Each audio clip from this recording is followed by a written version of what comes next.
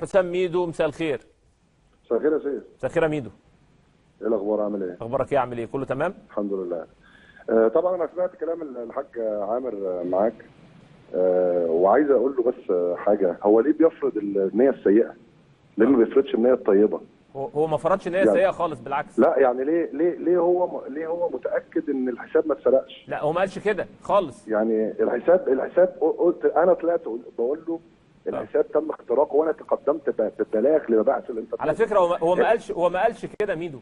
امال ايه؟ لا هو الحاج عامر بيقول لو الحساب اتسرق انا هكمل في الشق صحيح. القانوني. طب احنا الاثنين ماشيين. لا ده هو ماشي في نفس خطك. هو بيقول لو الحساب اتسرق هكمل في الشكل القانوني عشان اعرف مين اللي سرقه، وبيقول كده. واحنا مكملين في الشكل القانوني، مفيش اي مشكله.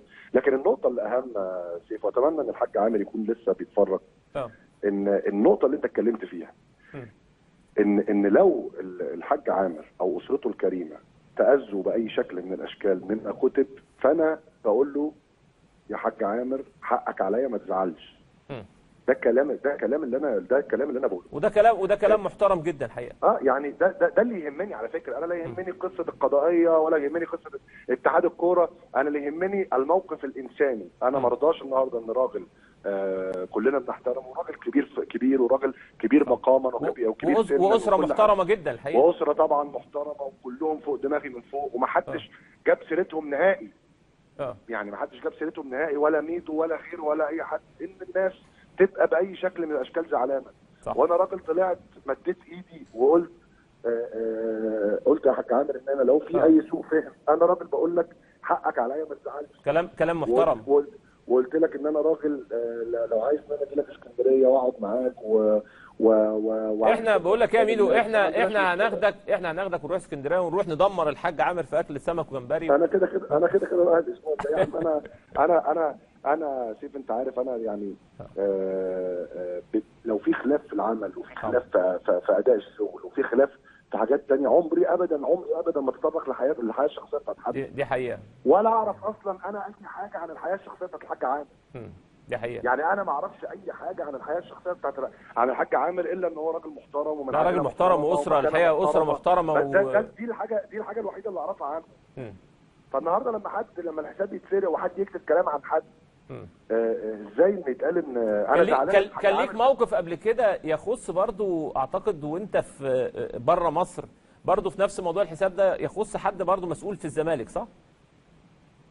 انا مره وانا على الهوا الحساب بس اوعى تحكي الموضوع بالكلام.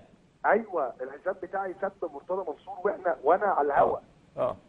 وطلعت على الهوا قلت اهو انا قدامكم تليفوني اهو، وده حصل 3-4 مرات. فانا بقول للحاج عامر انت مش مصدق ان الحساب بتاعي اتسرق، امشي في السكه القضائيه، بس انا بقسم لك بالله ان الحساب بتاعي كان متاخد ومعمول له هاكينج. تمام. اقول له ايه تاني؟ ان شاء الله باذن الله هنقعد والقصه هتنتهي. شيكابالا معاك السنه دي؟ طبعا يعني بص، شيكا حصل تواصل بيني وبينه، وحصل تواصل بيني وبين المستشار مرتضى منصور، واحنا نفسنا ان شيكا يكون معانا في الموسم الجديد معانا في وادي دجله. وهيكون اضافه كبيره جدا لينا، خاصه ان شيكا دلوقتي مش محتاج مجهود كبير زي ايام الاسماعيلي. دلوقتي شيكا فت وبيتمرن كويس، بعيدا عن مستواه في مباراه القمه. خلصت الموضوع مع مرتضى منصور ولا لا؟ اتكلمت مع المستشار مرتضى، وناقص قاعده هنقعدها مع بعض في اسكندريه في نفس السفريه اللي هنروح فيها الحاج عامر. نخلص موضوع شيكا ان شاء الله. طب ان شاء الله، الف مبروك ان شاء الله، ويعني ربنا يوفقك السنه دي، موسم جيد ان شاء الله. اتمنى لك يا ميدو كل التوفيق ان شاء الله. بشكرك شكرا جزيلا احمد حسام ميدو، المدير الفني لوادي دجله. ان شاء الله باذن الله تنتهي الازمه، وان شاء الله باذن الله تكون قعده كبيره. وانا اتكلمت كتير قبل كده الحقيقه على الحاج عامر حسين كشخص محترم ادى للكوره كتير، على اسرته. انا دخلت الحقيقه بيته، شفت اسرته، شفت يعني السيده الفاضله زوجته، والحقيقه ناس يعني قمه الاحترام، وناس على خلق، وناس ترحاب الحقيقه شديد جدا. واي ازمه الحقيقه بتبقى مأزمانه جدا في الوسط الرياضي. ان شاء الله باذن الله تنتهي على خير، وما يكونش فيه ازمات في الفتره القادمه.